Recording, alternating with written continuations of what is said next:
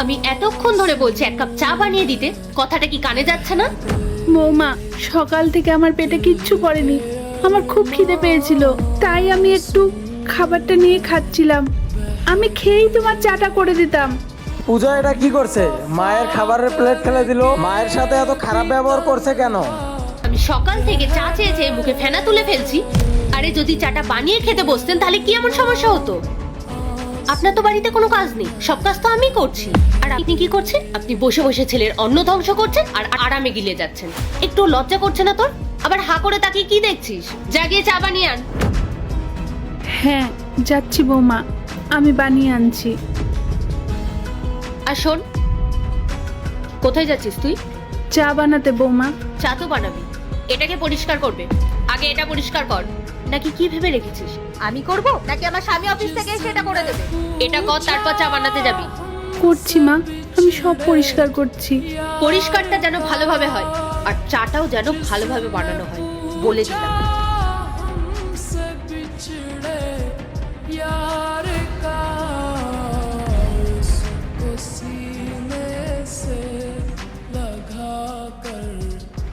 তোর মতো নির্লজ্জ মানুষ না আমি কোনোদিনও দেখিনি। এক কাপ চা বানাতে এতক্ষণ সময় লাগে? কোনো কাজের কাজ নেই, বাড়িতে বসে বসে শুধু ছেলের টাকা নষ্ট করে যাচ্ছে। বৌমা, আমি তো বাড়ির সব কাজ করি। শরীরটা একটু দুর্বল লাগছে বলে আমি ঠিকমতো কাজ করতে পারছি না, তাই বলে তুমি আমার সাথে এইরকম করছো? এই, একদম মুখে মুখে তর্ক করবি না। যেই কাজটা দিয়েছি সেটা মন দিয়ে কর। মনে রাখবি, চায়ের স্বাদ যদি খারাপ হয় তাহলে কিন্তু তোর কপালে অনেক দুঃখ আছে। এই যে বৌমা, তোমার চা।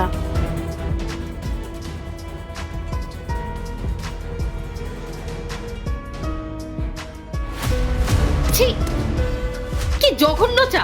এক কাপ চাও বানাতে পারিস না? ধর আর যা গিয়ে আবার চা বানিয়ে আন, যা। কিন্তু বৌমা, আমি তো এরপর কি হলো সেটা দেখার আগে তোমরা যদি আল্লাহর দুইটা ছবিকে ভালোবাসো তাহলে ভিডিওতে লাইক করে চ্যানেলটি সাবস্ক্রাইব করে দাও আর কমেন্টে লিখে যাও আমিন। রাহুল, তুমি তুমি হঠাৎ অফিস থেকে চলে এলে? হঠাৎ নয়, আমি অফিস যাইনি। এসব নাটক বাদ দাও, আগে এটা বলো মায়ের সাথে এমন অমানবিক আচরণ করার মানেটা কি? আমি আবার কি করেছি রাহুল?